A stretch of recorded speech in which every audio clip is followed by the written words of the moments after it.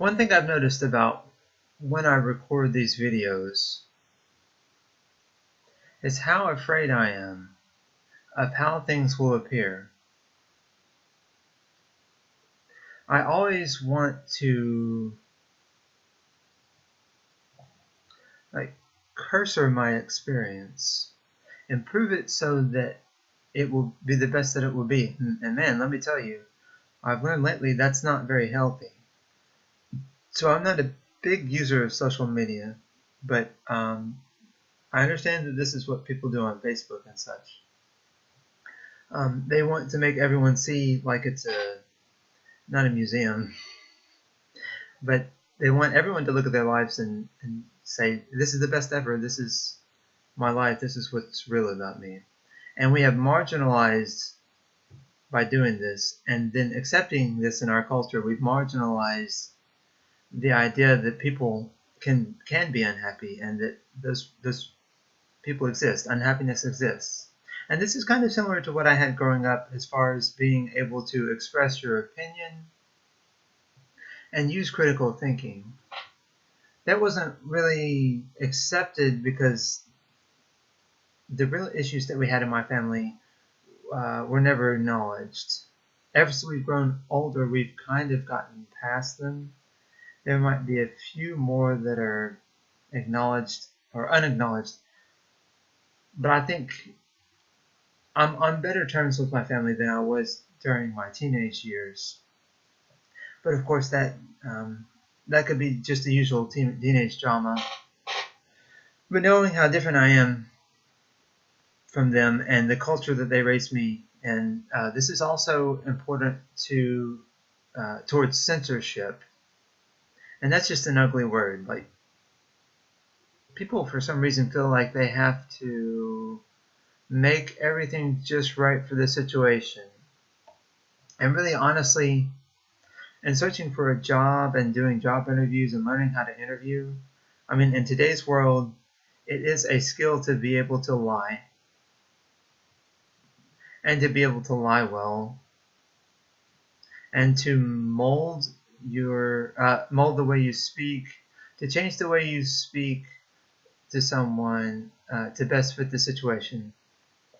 And I'm not talking about morality at all. I'm not saying necessarily that all lies are bad. That is, that's an opinion I know I don't share with most people. But when you inject morality into a situation, that's part of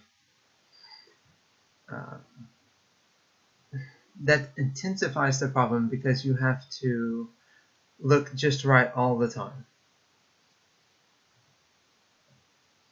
And I need to also talk about the place of guilt. There is such a thing as a healthy amount of guilt when you genuinely realize that you've done wrong to someone else or to yourself, to your environment, whatever. But there are actually very few times when that guilt is appropriate, I think, though. Because honestly, people don't change, usually. I mean, people stay the way they are, and they're not going to change. I think most people would not let guilt get in your way.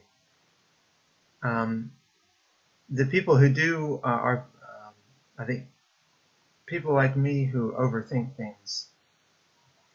For those people, they have too much guilt in their lives, and it's hard to realize where you should feel guilty, because it's like, for me, it's a process of, okay, this is what I want to do, and then I go do it, and it's like, oh, I should have felt guilty about this. I mean, just maybe I'm just missing a conscience or something. I feel like I'm trying to do good in the world. If there was such a war or battle between good and evil, I would hope I would be on the good side. But that battle does not always exist. And that's what a lot of religious people have trouble grasping, because their entire worldview is framed on this universal battle of good and evil. And the truth is, there are some actions out there, a lot of actions, maybe the majority of things that happen that are neutral. They're just there. And you can say that this happened. And the further you draw conclusions from it is the further you get away from what actually happened. So you are really framing that. And I'm speaking generally here. This happens all the time with people. They don't realize the influence of the culture in which they were raised and the one in which they live now. So about the history that you learn, here's an example. Think about how much of the history that you learn is based on one culture's point of view versus another's. There's a lot of influence there. I mean, me growing up in the United States, I know there are facts about history that were glossed over in my own country's history. And also, the glossing over takes place with just skipping those parts that are not relevant to your own country's sense of patriotism. So events that took place in other parts of the world, and of course we have so much to be proud of here, you know, the American Revolution and the idea of democracy. But no one wants to use the word ashamed, but there are things we are, of course, should be ashamed about. And the only people bringing those things up are usually not the ones who in control of what you learn in school.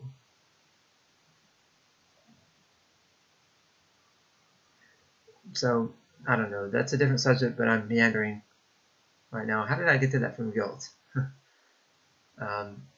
Guilt for me is a bit of a dirty word. Because just for me personally, I mean, it works for some people, I guess. I guess you feel bad about something and you don't repeat it. I guess. I'm just not that way. Maybe I'm too stubborn. Maybe I'm missing part of my conscience. And maybe,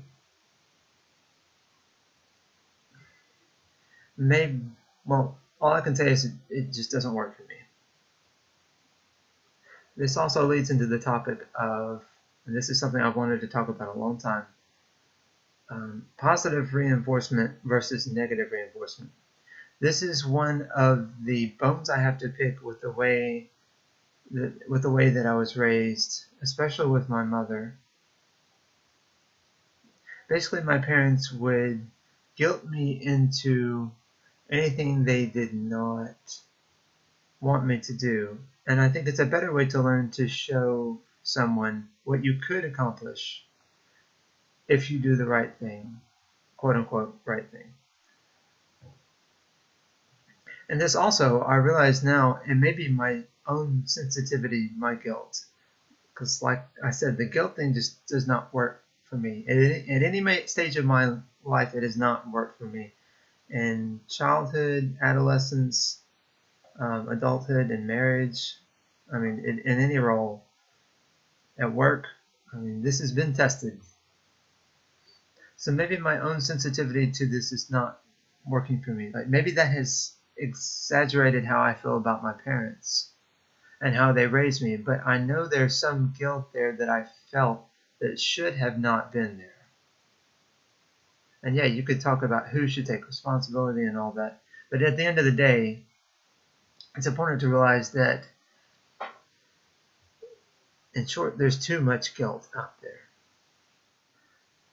Maybe we have as humans a bias toward recognizing negative things.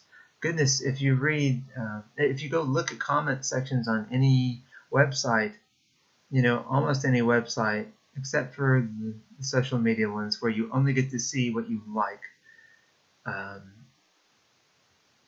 If you look at that kind of thing, especially, of course, politically charged news articles, that kind of things, man, people are just so negative sometimes and feel very strongly about their group of people and about the other group of people over there, the people who are not like me. And I don't know, I think that it's hard to even define what you should feel guilty about and what guilt you should impose on others. That's even, to me, even worse, but I'm understanding now that I'm learning to communicate more and how to formulate my thoughts into spoken word and written communication. As I'm doing that, I'm recognizing that whatever I impose on other people, yeah, that's partly on them, but really it's a reflection of the amount of guilt it's a reflection of the amount of guilt that I do or do not feel inside.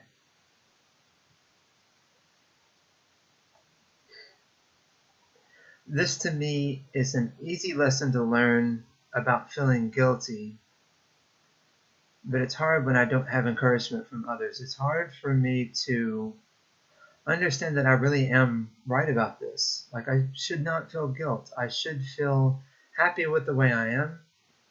I should allow myself to make mistakes, and I should allow myself to not have to censor myself and be different people in front of others just because I'm afraid to make a fool of myself. And I'm winning this struggle. I'm becoming more confident. I'm becoming more of myself on the outside. And I still understand this is just something I'm right about. That you should not feel as much guilt as you have right now. Like I said, there are very few places where guilt is appropriate. Sure, learn from your mistakes, but please allow yourself to make mistakes. It's better in the end for everyone to be honest about yourself and to understand that you're not perfect. But in a way you are perfect, because the way that you learn from your mistakes is perfect. It's an overall perfection. It's not a minute,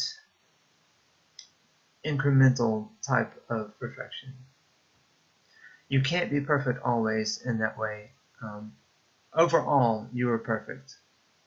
Just being yourself, committing mistakes, putting yourself out there, and you just happen to commit a mistake, and you just do what you can to learn from it. And that's the right way. I don't know, this is important. I feel like this is, well, it's a whole another ball game between what you should do and what you shouldn't do. I'm talking about guilt that you should or shouldn't feel, which is kind of a different subject here. I at least know that you should listen to yourself and not waste your time with guilt.